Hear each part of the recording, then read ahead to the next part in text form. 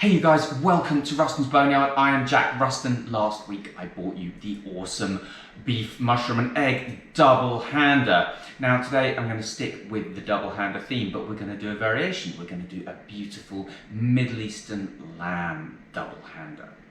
We've got some wonderful ingredients, including this beautiful bone-in shoulder of lamb, and because grinding your own meat immediately before you use it is such an upgrade, I'm going to show you how to bone out this lamb shoulder and grind it down.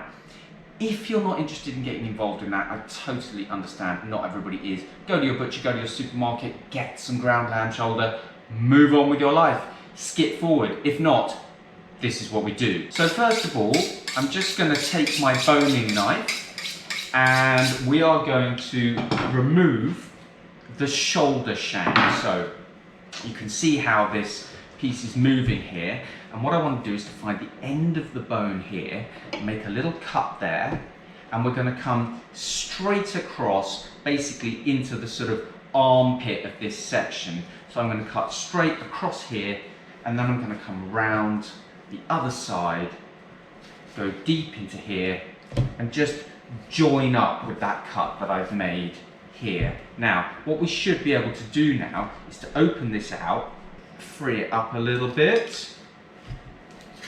There we go. Break it open. I'm not as slick with this procedure as your butcher will be. Doesn't matter. We don't have to be incredibly fast. We just have to get there in the end. So there's the shoulder shank. Now, turning the lamb over, find the shoulder blade tip, which is this soft gristly bit here, and then what we want to do is to kind of locate the tip of the shoulder bone under here and just make a cut. Now we can bone this out keeping it much more intact than this, but there's really no point because we're going to grind it. So what I'm doing is I'm just using my fingers to pull the meat away from the bone, and I'm just using the tip of the knife across here to reveal this shoulder blade, and I can feel with my finger the line of the bone, and we're just going to come across, keeping as much meat on it as we can. Doesn't matter if we have to trim it up even a little bit afterwards, because we can still just chuckle that into our grinder. Now, as we lift the edge of that bone, we can just slide the knife underneath. Let's come in right at the head, free up some of these connecting tendons. Now there's a ridge in this bone which is quite an annoying piece to trim around. That's it.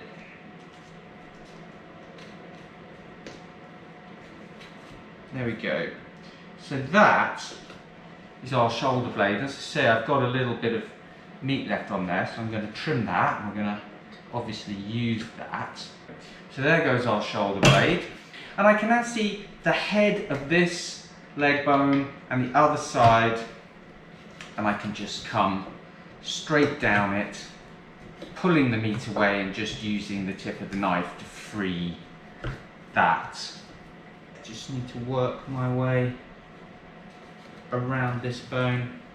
There we go. So better jobs have been made of that, but we got there in the end. We've got two bones and we've got a load of lamb. What more could we want? Now, make sure we haven't got any hard lumps of you know, connective tissue, which we don't really want to be in there. Now what I'm going to do, I'm just going to separate this into some pieces now. We want to keep all this fat. So there's a big lump of fat here from under the shoulder blade, and what you can see in the middle is that there's this big grey sort of squishy thing, and that is a gland, and that is not really good eating. So we're going to chuck that.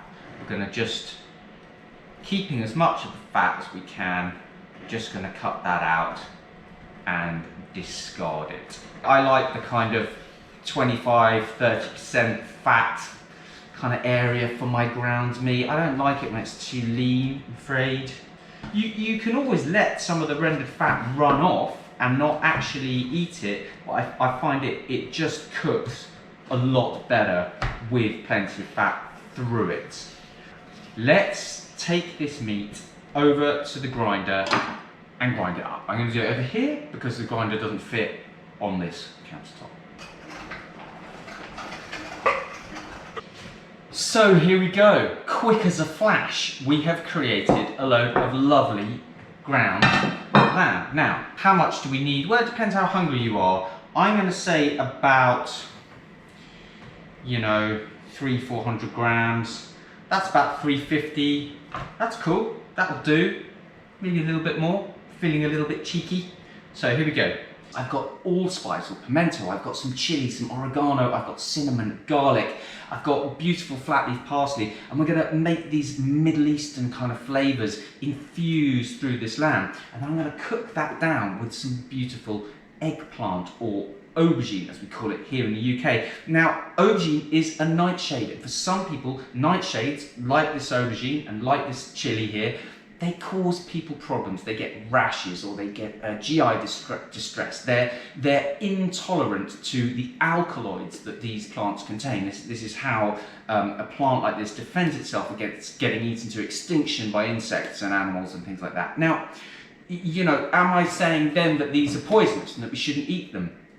No, I'm saying that, like so many things in our diet, there's a dose that makes the poison, we can overeat something and get issues, and some of us who are very sensitive to something can get issues in even very small quantities, but for most people, aubergines, chili, potatoes, tomatoes, these things are consumed every day, and some of the healthiest people with the best longevity in the world are eating these things on a daily basis, sometimes many times a day.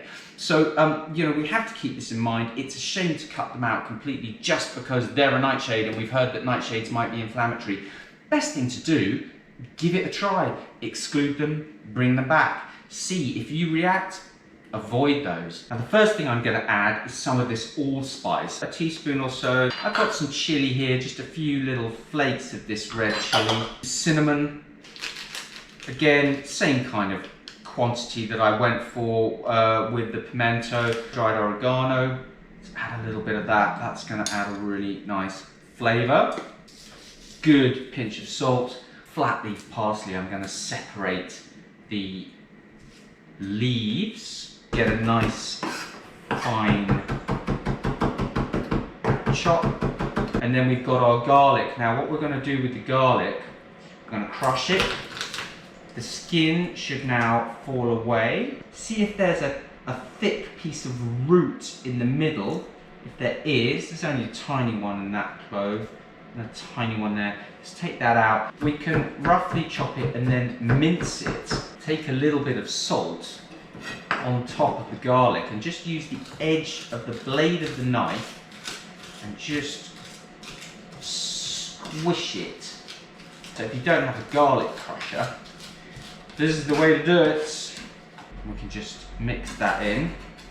Just gonna nicely combine it, make sure that those dried spices aren't sitting in some terrifying clump somewhere ready to give you a fearsome mouthful. And this is basically what you might consider to be a kind of lamb kofta mix. Sometimes they add onion to that, sometimes there'll be tomato in it. There might be, some sort of grain added at times, so don't always assume that it's grain free.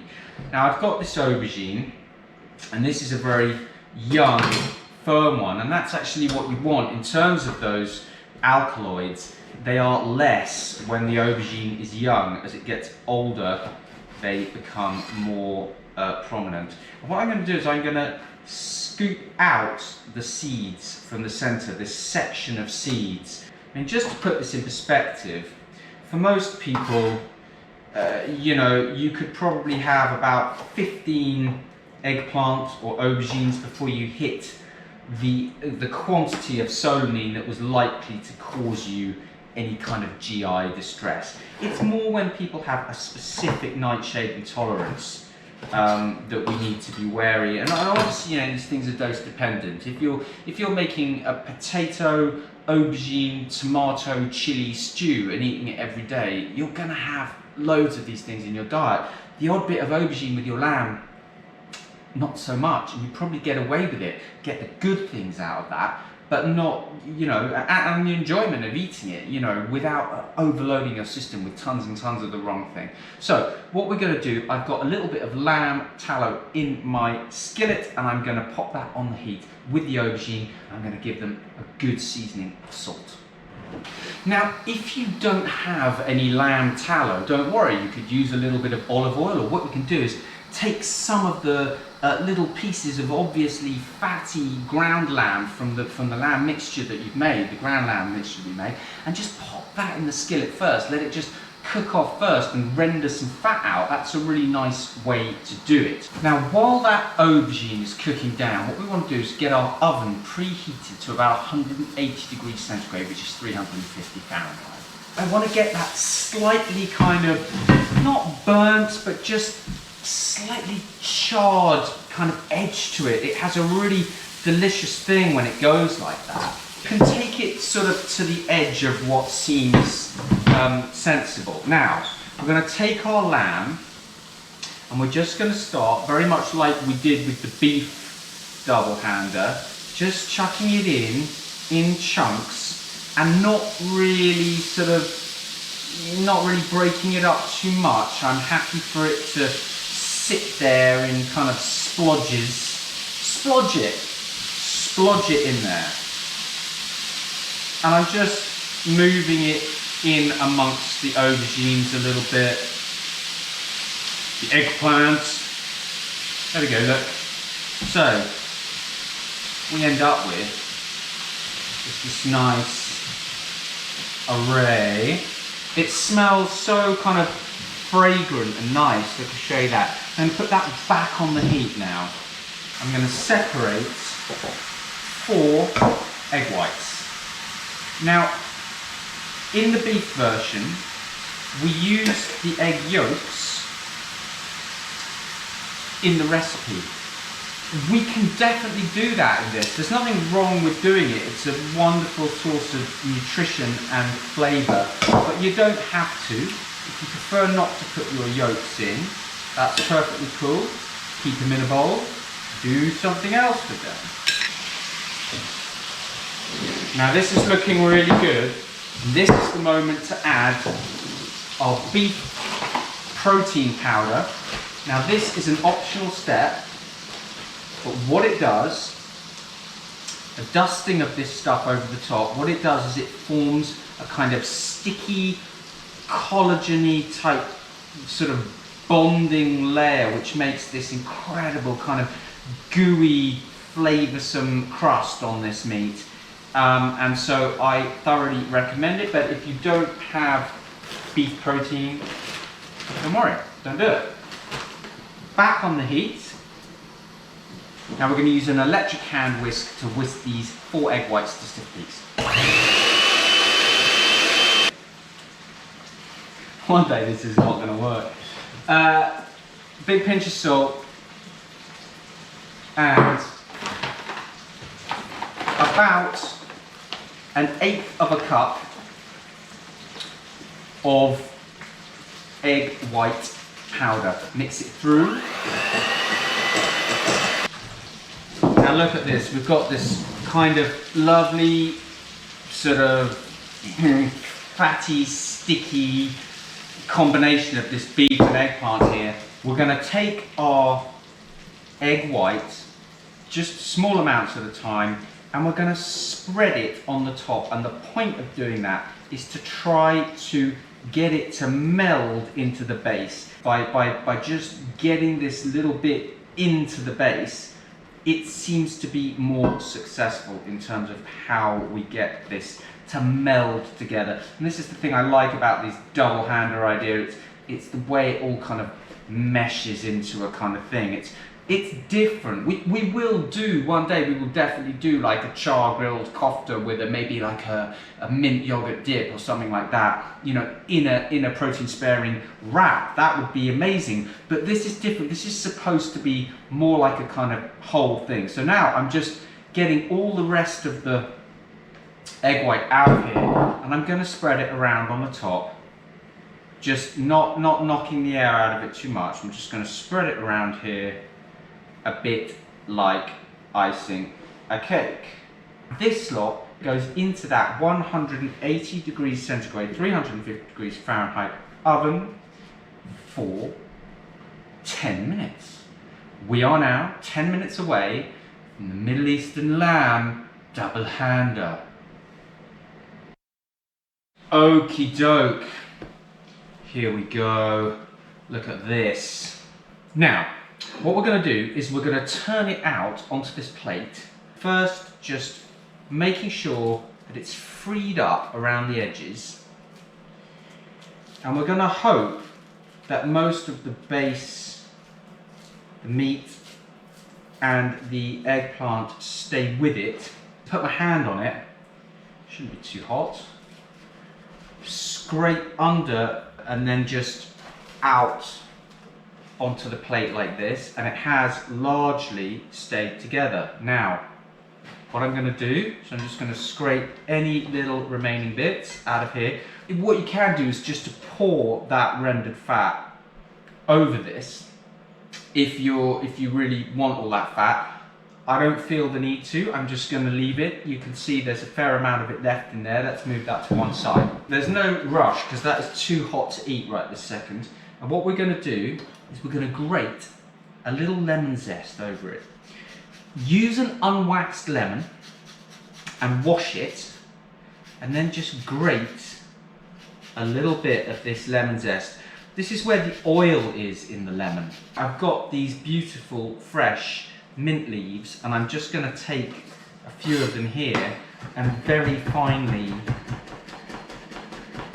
chop. And again, that's going to give me just something to kind of cut through the lamb a bit and to give me that kind of Middle Eastern thing that I've got in my head. So let's see what we've got here. Folks, this is the Ruston Boneyard Middle Eastern lamb double hander. Here it goes. Same technique. Look at it. Absolutely stunning. Give it a go. Take a picture, stick it on Insta, tag me at Ruston's Boneyard. Love to see what you're up to. Keep cooking.